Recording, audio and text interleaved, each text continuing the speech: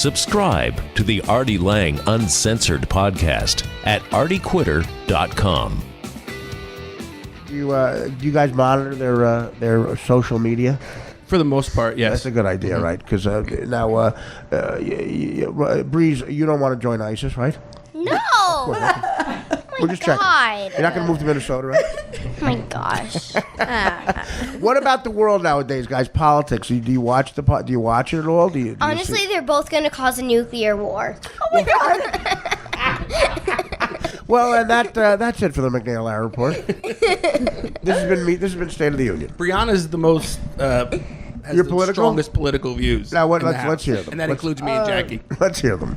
Brianna said one day at dinner when we were eating tacos that this is probably going to be our last taco dinner because if Donald Trump becomes president, there won't be any more Mexican food. Well, he's going to leave a little door for tacos and hopefully my cleaning woman.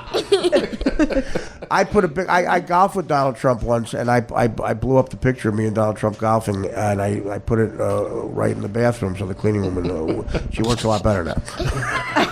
She works out of fear now. Yeah, she goes, you know Mr. Trump? Yeah, move it. Yeah, I did. I golfed with him and Eli Manning and Jason, cousin Jason. Yeah. Boy, Jason can golf, man. By the way, I never knew how good he was at golfing. Trump was going, "Boy, your cousin can golf," and the thing I noticed about Trump was you break his chops. He is like a little kid. It's definitely true. You could goof on his shoes. I knew him for 10 minutes. I was goofing on his shirt.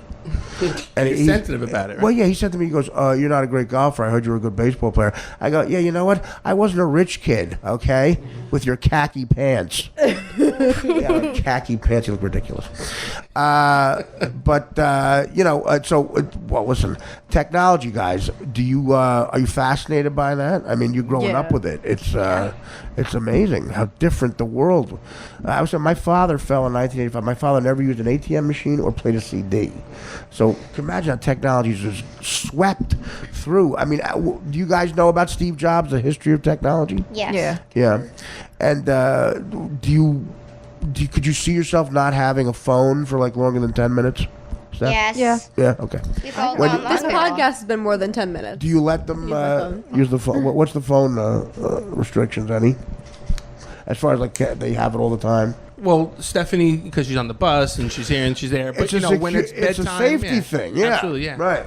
That's the thing. Like we people from our generation say, it's kind of a different world. You shouldn't let them have it all the time. But parents are probably like, no, it's the greatest thing ever because you monitor them. But right. At the same time, kids can be less independent. Mm-hmm.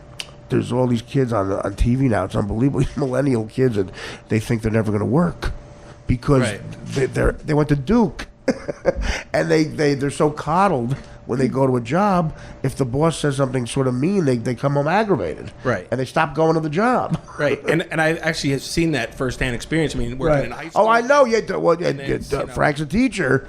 Yeah. So what is that? Is it so much different? It's part of the culture now. I mean, there's rules against it, and right. Safe place in colleges with them at all times, and you can't take it away from them unless you're their father. And they don't get the proper grades in school. And if you try to do that because they're not paying attention, they call their parents and blah, blah, blah. Right. And, the communication skills are not there. Right. Because they're used to just doing tech speak. That's the great irony of this generation. It's not social media. They're learning not to be social. Right. They can't talk to somebody. They could stand out in the middle of a foyer with 10 of them there, and they'll all be on their phone. Unbelievable. And no one will have an actual conversation. Now, Brianna, do you plan on being less rude as you get older? Yes. Except for the fact that I'm not really rude. Oh yeah. Yeah. Well, I'm on Twitter. I'm on Twitter right now. They're listening. Twitter saying you're rude. I don't even have Twitter. Well, I have it. I'm kidding. We're not on Twitter. Alyssa, now what about you? You're shy. Do you find it easier to text somebody than to call them? Stuff like that. It's less of a confrontation. Yeah, I guess so. Yeah. Well, everybody thinks that. It's a great way to communicate, But FaceTimes the people that she's close to. A FaceTime. Yeah. Well, that's the big thing. Yeah. Well, Dan, you have a question? Go right ahead. What are the restrictions on FaceTime? Because I'm like fascinated by how parents can deal with that. Well, there was this thing called Uvu a couple of years ago, which is something similar to FaceTime. Where Uvu, something through the computer. Wasn't that Saddam Hussein's It's the same son? thing, Yes, except for it was. Right. Uvu is FaceTime, except for you could just have more than one person on with you. Right. Yeah. So I created a list of rules, like they have to have Uber. their homework done. They can't be done after a certain time. Homework. Also, they're not supposed to be walking through the house and involving everybody else in their conversation. Their clothes have to be on. They shouldn't be changing.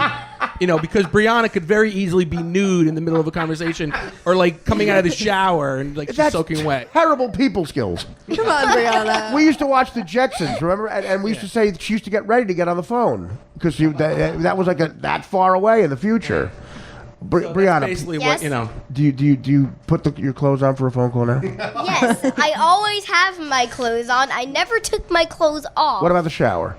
And I don't FaceTime in the shower. Well, you should. It saves time. You know what I do? I elbow time. All right, you remember the Bill Cosby skit where he talks about the kids and Yeah. he has to tell them exactly what to do? Right. I mean, we laughed at that as kids, but being a what- parent, seriously, if you don't tell them to dry off, they will not dry off. Is that true? They will not use soap.